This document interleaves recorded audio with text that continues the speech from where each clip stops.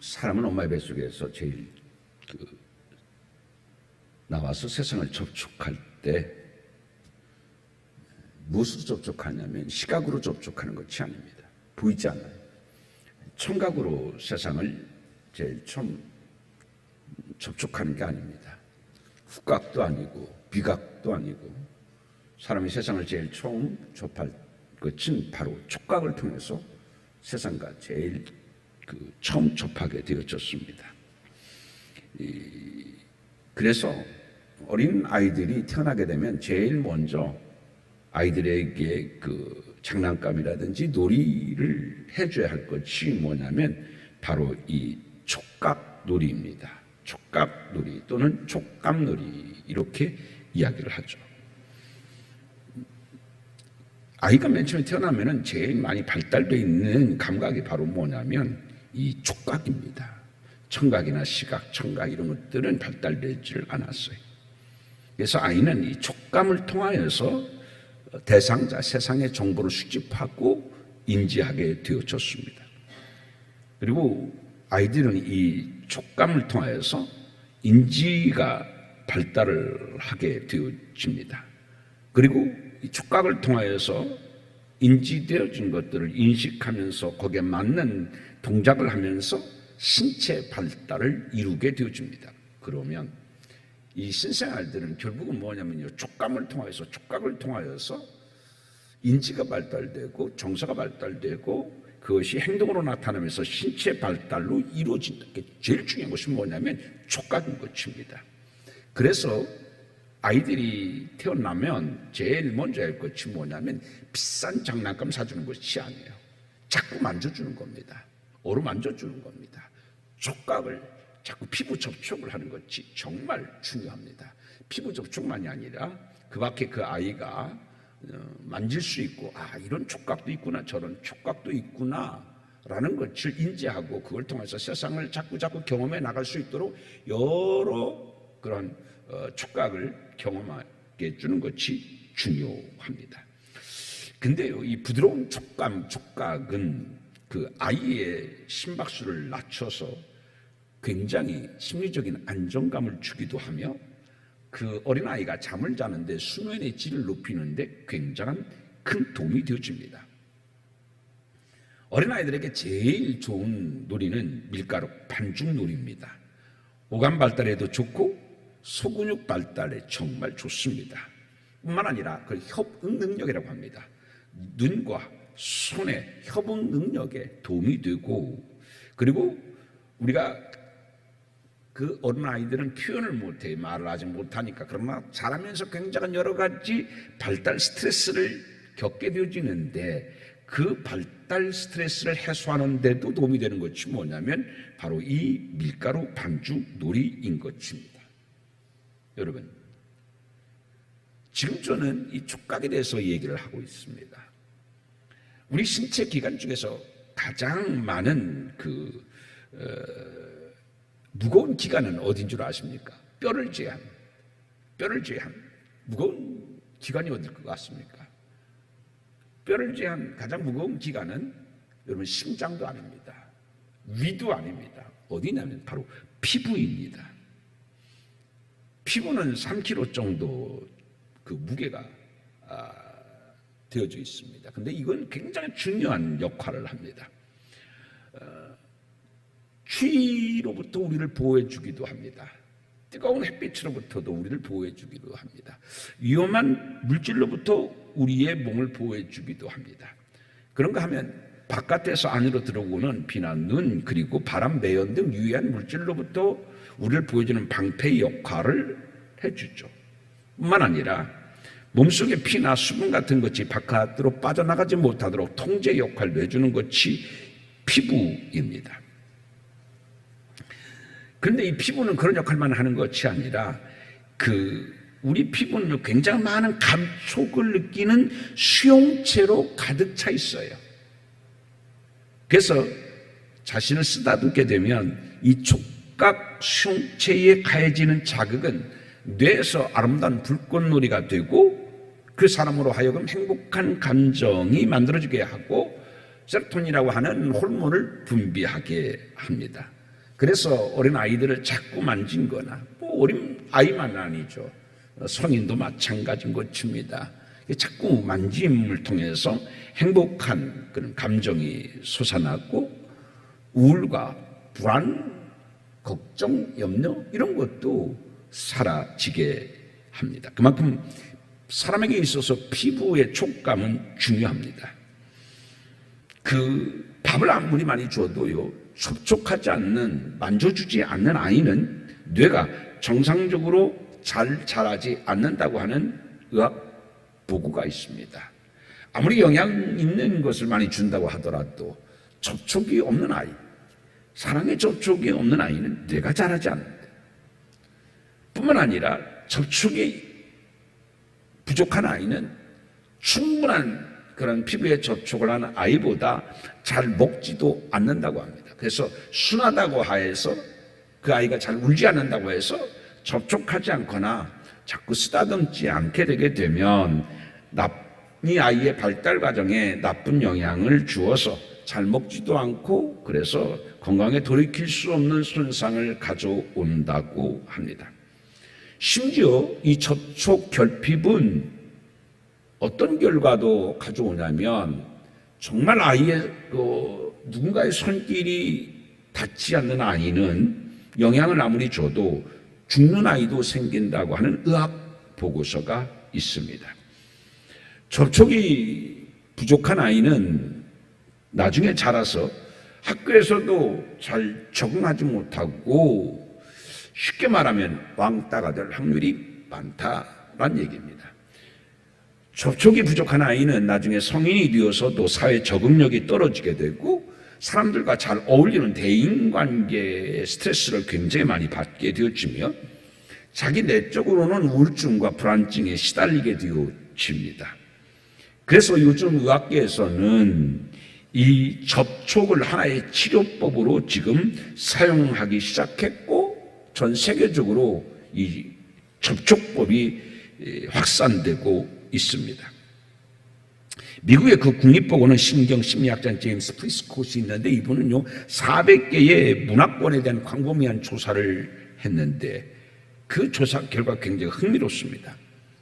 어떤 사회는 보면요 굉장히 폭력성이 난무한 그러한 사회가 있고, 어떤 사회는 굉장히 지극히 평화스러운 사회가 있더래요. 그 이유가 뭘까 하고 이 400개의 문화권을 조사해 보니까, 어릴 때부터 접촉하고 자꾸 아이를 많이 만져준 그러한 문화 속에서 자란, 애정 표현이 개방되어진 사회일수록 폭력이 적고 사회가 굉장히 평화스러운 사회였었다라고 하는 것을 밝혀내기도 했습니다. 왜 그럴까요? 피부 전문가들은요, 피부의 그 언어에 대해서 이야기하면서 이게 우리 입의 언어가 있어요. 또 몸의 언어가 있어요. 신체 언어가 있어요. 피부 접촉의 언어죠. 그런데 피부 접촉의 언어와 입의 언어 효과를 비교해 보니까 사랑한다고 하는 말 것보다는 신체적인 접촉이 10배 이상 그 효과가 강하다고 합니다. 그 접촉이 얼마큼 중요한 것인지 우리는 알 수 있죠. 그래서 요즘 미국에서 일어나고 있는 한 운동이 뭐냐면 터치 운동입니다. 터치가 뭐예요? 만져주는 거예요. 그래서 하다못해 요즘에는 시민단체도 무슨 시민단체가 생기냐면 피부 접촉을 촉진하기 위한 단체가 생겨나게 됐고, 여러분 광고를 보시면 요즘에 아기 마사지 가이드북, 베이비 마사지용 오일 광고 등이 넘쳐나는 것을 볼 수 있습니다. 이것은 뭐예요? 결국 만져주는 거예요. 그만큼 중요하다는 얘기죠. 그래서 요즘에 병원에서는 미숙아를 치료하는데 마사지가 보편화되어졌습니다. 약물보다도 만져주는 것이요, 그 미숙아를 치료하는데 정말 중요하다고 하는 얘기입니다. 아까도 말씀했습니다만 사람은 태어나면서 세상을 제일 먼저 접촉하는 것은 이 접촉 촉감을 통하여서 이루어지고요. 정서적인 안정, 뭐를 통해서 이루어져요? 접촉을 통하여서 이루어지고 인간은 인식하고 감정이 발달되고 행동이 발달되어지는 겁니다. 그래서 일부 아동병원에서는 가보게 되면 병원에 뭐라고 하는 문구를 써놨느냐면 오늘 아기를 안아주셨습니까? 라고 하는 문구가 써 있을 정도로 어떤 영양제보다도 어떤 영양가 많은 음식보다도 더 중요한 것은 뭐냐면 아이를 안아주는 거예요. 피부 접촉을 많이 해주는 거예요.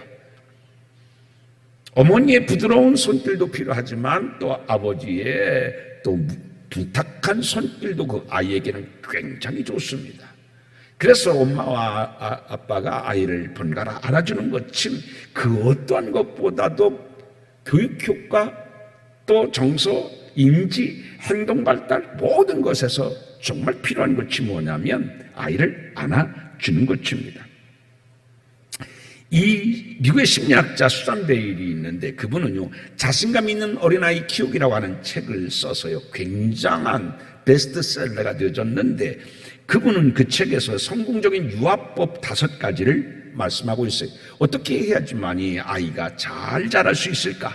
자신감 있는 아이로, 효능감 높은 아이로 자랄 수 있을까?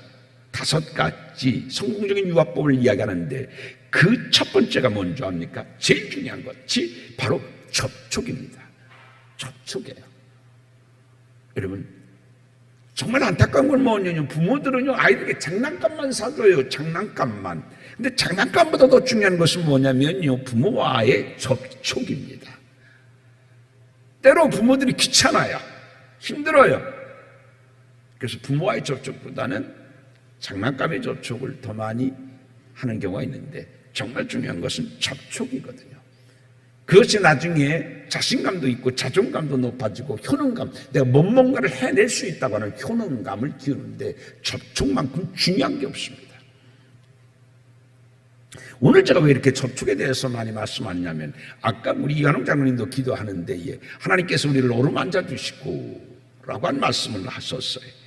오늘 본문이 바로 하나님은 어떤 하나님인가에 대해서 말씀하고 있습니다. 여러분 오늘 본문의 5절을 한번 읽어봅니다. 5절입니다. 시작. 로덴 나무 아래 누워 자더니 천사가 그를 어루만지며 그에게 이르되 일어나서 먹으라 하는지라. 7절입니다. 시작. 여호와의 천사가 또 다시 와서 어루만지며 이르되 일어나 먹으라. 여러분 오늘 본문에서 하나님은 어떤 하나님으로 말씀하고 계십니까? 어루만지시는 하나님. 누구를요? 우리를 어루만져 주시는 하나님이다 라는 말씀입니다. 이 어루만지다는 히브리어로 나가입니다. 나가. 근데 이 나가는 독특해요. 아무 때나 누구나 사용할 수 있는 단어가 아닙니다. 오직 하나님에게만 하나님의 어루만짐에 대해서만 사용할 수 있는 단어가 나가입니다. 엄마가 아빠를 만져주는 것은 나가라고 하는 단어를 사용하지 않아요. 하나님이 우리를 어루만져 주실 때만 특별한 거죠. 선물을 입은 거죠. 그 단어가 바로 뭐냐면 나가입니다. 그리고 이 나가라고 하는 단어는 그냥 만져주는 걸로 끝나는 게 아니에요. 상황을 변하게 해주는 새 힘을 주는 능력으로 작용할 때 나가라고 하는 단어를 씁니다. 그냥 만져주고 아무 변화가 일어나면 나가라고 하는 단어를 사용하지 않아요. 나가라고 하는 단어는 상황을 변하게 하는, 여러분 뭔가를 변하게 하는 내 상황을 나쁜 열악한 도저히 견딜 수 없는 그 상황을 변하게 하는 데는 능력이 있잖아요. 그런데 하나님의 어루만져 주심은 우리에게 그 상황을 변하게 하는 새 힘을 주는 능력이 우리에게 주어질 때 나가라고 하는 히브리어 단어를 사용한다라고는 이야기인 겁니다. 세 번째 의미가 있어요. 이 나가라고 하는 단어는 뭐냐면 자신에게 속한 존재라고 여기는 대상에게만 어루만져 주신 나가라는 단어를 사용합니다. 이건 내 거야. 예를 들어서 부모들이 다른 자녀를 만질 때 그런 의미가 아니라 내가 내 자식을 만질 때 그런 의미로만 나가라고 쓴다는 얘기예요. 그래서 하나님이 이건 내 거야, 내 백성이야, 내 자녀야 라고 할 때 나가라고 하는 단어를 쓴다라고 하는 말씀입니다. 오늘 본문에 보게 되면 하나님은 누구를 어떻게 어루만져 주셨습니까? 바로 이 엘리야를 어루만져 주셨습니다. 왜 어루만져 주셨느냐, 그 배경을 보게 되면 우리가 열왕기상 바로 앞 18장에 보게 되게 되면 정말 믿음의 영웅 엘리야의 모습이 기록되고 있습니다. 우리가 잘 아는 것처럼 그 영적 전쟁이 벌어졌죠. 기도의 전쟁이 벌어졌어요. 어디에서? 갈멜산에서. 그때 딱 두 마디로 기도 많이 하지 않았어요. 장황하게 하지 않았어요. 짧은 두 마디. 그러나 거기에는 100%의 믿음이 들어가 있는 짧은 두 마디의 기도로 하나님께서는 하늘 문을 여시고서 하늘에서 불을 내려주셔서 바알과 아세라의 거짓 선지자 이 850명을 죽이는 믿음의 영적인 모습이 이 열왕기상 18장에 기록되고 있습니다. 그런데 이 일로 말미암아서 엘리야는 이세벨에게 깊은 증오의 대상이 되어져 버렸어요. 이세벨은 그 바알과 아세라 신을 믿는 시통로 역할을 하는 사람이 누구냐면 바로 아세라였었어요. 자기가 끌어들인, 자기로 말미암아서 수많은 바알과 아세라 신들을 퍼쳐나가게 한 이 이세벨이 엘리야의 기도로 말미암아 박살나자 자기의 자존심이 그냥 산산조각 난 거예요. 누가 미웠겠어요? 엘리야죠. 엘리야는 이세벨에게 돌이킬 수 없는 깊은 증오의 대상이 되어져 버렸어요. 당시 이세벨은요, 왕을 능가하는 엄청난 권력을 가진 왕비였지 않습니까? 그 이세벨에게 미움의 대상이 되어지자 도저히 살 수가 없었어요. 왜냐하면 이세벨은 엘리야를 죽이기 위해서 군사들을 풀고 아주 혈안이 되어서 찾고 있었어요. 그래서 어떻게 해요? 도망가야 됐었어요. 그는 살기 위해 죽을 힘을 다해 도망쳤어요. 어디로 도망갔냐면 부엘세바로 갔어요. 어디로 갔다고요? 이 부엘세바로 가게 되어집니다.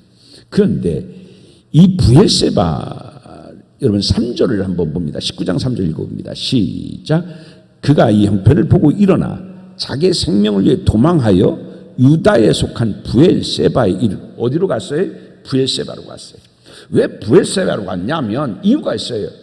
신명기 1장 19절에 의하게 되면 이 부엘세바를 가리켜서 크고 무서운 광야다 이렇게 기록하고 있어요. 크고 무서운 광야라고 하는 것은 무슨 얘기예요? 크다고 하는 것은 뭐예요? 굉장히 넓은 곳이다. 근데요, 거기에 꽃이 피고 나무도 많고 우거지고 시냇물도 흐르고 그러면 아름다운 곳이라고 기록했겠죠. 그런데 무서운 광야다. 거기는 전갈, 뱀, 야수들이 많아요. 물도 없어요. 사람이 살 수 있는 그런 곳이 아니에요. 지역은 험난하고 황량한 곳이었었어요. 사람이 살 수 있는 곳이 아니에요. 근데 왜 그리로 갔을까요? 왜 그리로 갔냐면 거기는 사람이 살 수 있는 곳이 아니에요. 그러니까 엘리야가 생각한 것은 거기로 가야지 이 사람들이 안 쫓아올 거를 생각을 한 거예요. 그래서 내가 살기 위해서는 그리로 가는 수밖에 없어요. 뱀도 많고 그 모래 속에 숨어 있다가 언제 전갈이 튀어나오고 불뱀이 튀어나오고 독사가 튀어나올지 어떤 맹수들이 튀어나올지 모르거든요. 그러니까 이세벨이 쫓는 군대들은 거기까지는 쫓아오지 않을 거라고 생각을 해서 부엘세바로 가야지만 내가 살겠다고 죽을 힘을 다하여 도망치게 되어졌던 겁니다. 그런데 그 예상대로 그걸 뒤쫓아오던 이세벨의 군대가 주춤을 하게 됩니다. 그래서 이제는 한숨을 돌리고 있어요. 근데 한숨을 돌리고 조금 있다가 보니 이세벨의 군대보다도 어쩌면 더 무서운 뱀과 전갈과 무서운 야수들이 있는 크고 무서운 광야에 혼자 덩그러니 있는 거예요. 갑자기 뭐예요? 옴싹닥싹 못하는 거예요. 예전에 제가 저 금산에서 예전에 우리 송미숙 집사님이 금산의 신대라고 하는 곳에서 우리 사셨을 때 거기를 갔었는데 거기 앞에 보면 그 큰 강물이 흘러요. 근데 거기에 돌을 줍는다고 이렇게 가다가 보니까 갈 때는 몰랐어요. 이제 마땅한 뭐 눈에 띄는 좋은 돌이 없구나라고 해서 뒤돌아 서려고 했다 봤는데 정말 이게 쭈삣하는 거예요. 몽골이 성연하다고 그러잖아요.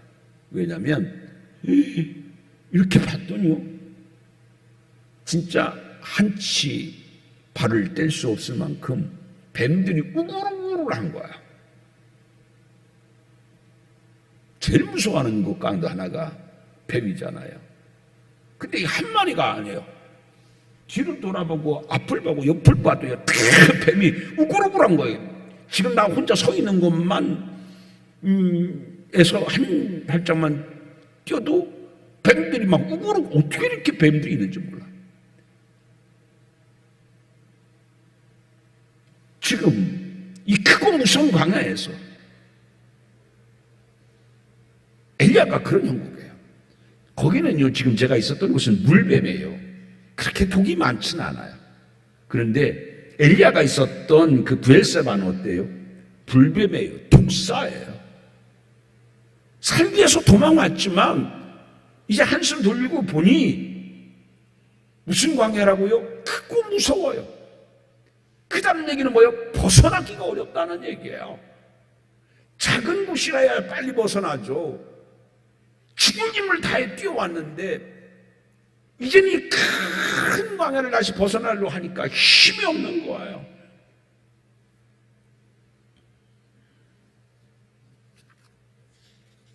이세벨의 그 군대만 벗어나면 될 줄 알고 이쪽에 왔었지만 더 큰 어려움, 무서움 그런 상황에 지금 엘리야가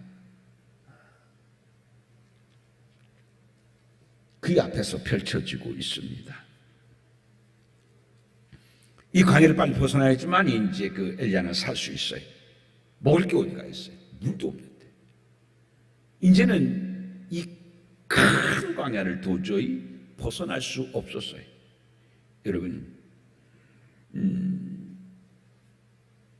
그만큼 힘이 소진된 거죠. 걸을 힘도 한 방울도 남아있지 않았어요. 다시 이 큰 광야를 벗어나려고 하면 다시 또 걸어야 되는데 걸을 의지도 힘도 바닥이 나고 말았어요. 이것을 심리학에서는 번아웃 이렇게 얘기를 하죠. 번아웃이라고 하는 것은 에너지를 모두 소진하다, 다 타버렸다, 가열되어 고장이 나다. 가열되어 고장이 나다는 건 뭐예요? 내가 힘을 써서 더 이상 어떡할 수 없을 정도로 에너지가 소진되고 기계는 고장이 나는 거예요. 그걸 번아웃이에요. 여기까지 도망오느라고 기를 썼어요. 다 소진했어요. 있는 힘을 마지막까지 죽을 힘을 다하여 뛰어왔어요. 가열됐어요. 고장났어요. 번아웃 됐어요. 그래서 번아웃이라고 하는 것은 지나치게 의욕적으로 일에 몰두하던 사람이 극도의 신체적, 정신적, 심리적인 피로감을 느끼게 되고 무기력해지는 것 증상을 번아웃 이렇게 얘기를 하는데 지금 엘리야가 그래요. 번아웃된 이 엘리야는 어디 쉴 데가 없나 봤더니 마침 그 로뎀 나무가 보여서 거기에 엉금엉금 겨가지고서 등을 로뎀 나무에 지금 기대고서 퍼져 있어요. 번아웃되어 퍼져 있어요. 자, 그 나무 아래에서 엘리야가 뭐라고 하냐면 열왕기상 19장 4절 한번 읽어봅니다. 같이 4절을 읽어봅니다. 시작. 자기 자신은 광야로 들어가 하룻길쯤 가서 한 로대나무 아래 앉아서 자기가 죽기를 원하 이르되 여호와여 넉넉하오니 지금 내 생명을 거두시옵소서. 여기 보게 되게 되면 넉넉하오니라고 하는 것은 우리가 생각하는 좋은 의미, 긍정적인 의미가 아니에요. 살 만큼 살았으니 그런 얘기예요. 그리고 이제 다 끝났습니다. 더 이상 버틸 힘이 없습니다. 이제 끝내고 싶습니다. 그런 얘기예요. 그저 죽고 싶은 마음밖에 없는 거예요. 끝내고 싶은 마음밖에 없는 거예요. 더 도망갈 힘이 없어요. 움직일 기력도 없어요. 손 하나 까딱하기도 발은 천근만근 무거워요.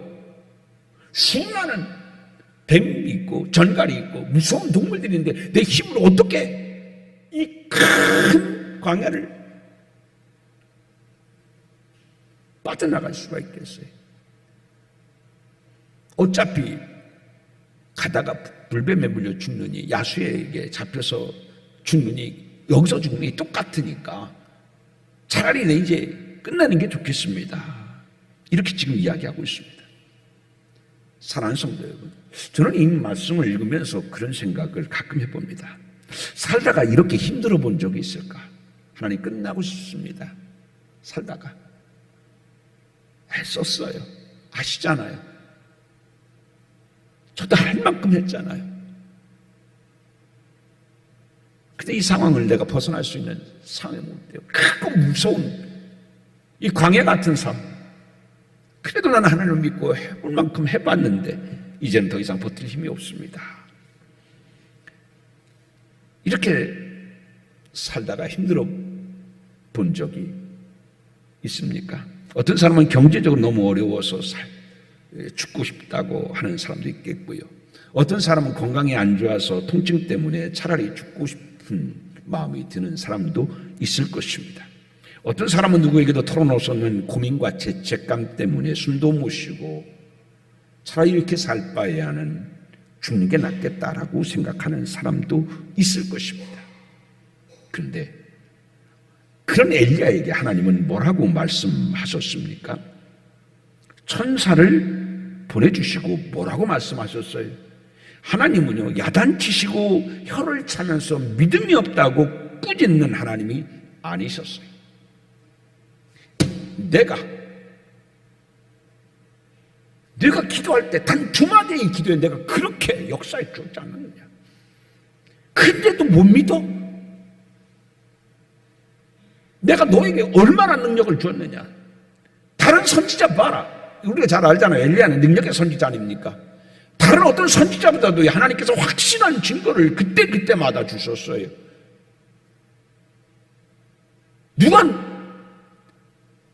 다른 선지자보다도 훨씬 능력을 많이 줬고 함께하면 증거를 보여주지 않느냐.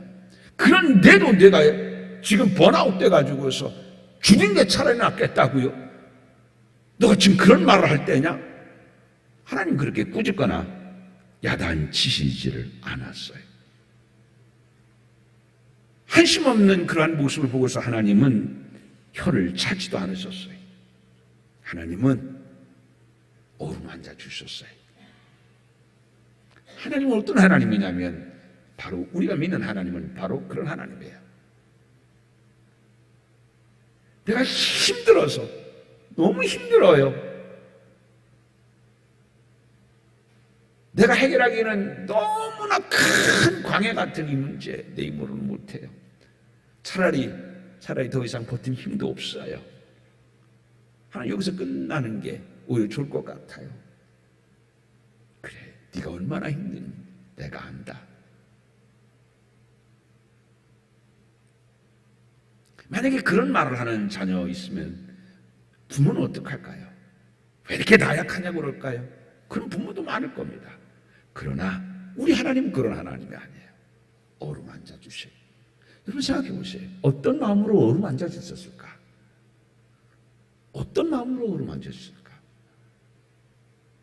여러분 공감의 능력을 요즘에 많이 이야기하고 있지 않습니까?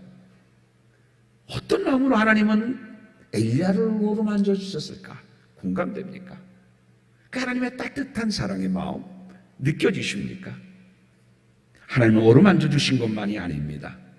그의 머리맡에 숯불에 구운 떡과 사막에서 구할 수 없었던 생명수인 물 한 병을 주시며 먹으라 말씀하셨습니다. 타박하는, 죽고 싶다고 하는 엘리야에게 하나님은 어루만지시며 이거 먹어. 하나님께서는 이렇게 말씀하셨습니다. 사랑하는 성도 여러분, 꼭 기억하시길 바랍니다. 내가 힘들 때 하나님은 나의 믿음 없음을 야단치시는 하나님이 아니다. 내 믿음이 어디 있느냐고, 내 믿음을 어디다 갖다 버렸느냐고 혀를 차시고 꾸짖는 하나님이 아니다.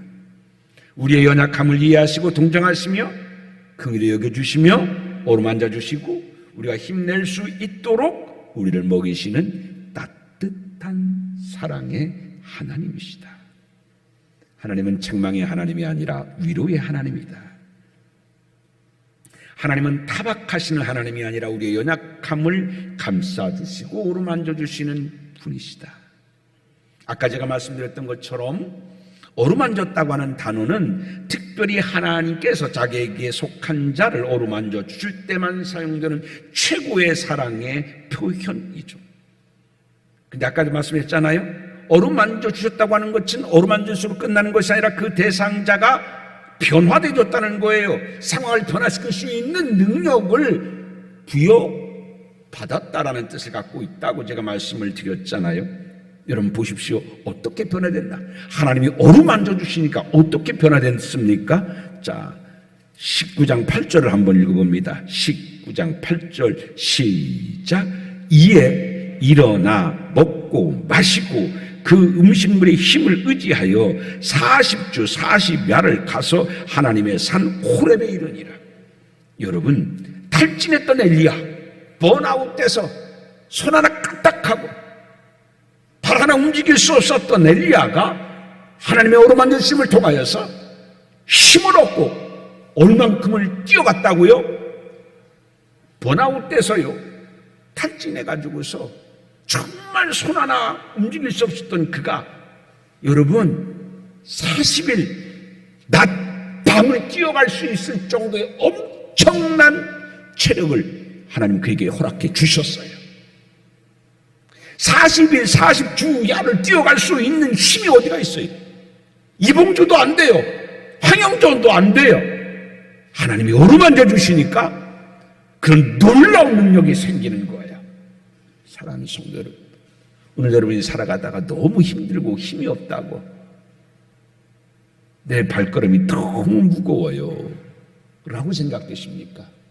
그럴 때 여러분 기도하시면서 엘리야를 어루만졌던 하나님을 마음속에 그리면서 하나님 엘리야를 만져주시고 40주 40야를 뛰어갈 수 있도록 힘주셨던 하나님, 나에게도 그런 은혜가 있기를 원합니다.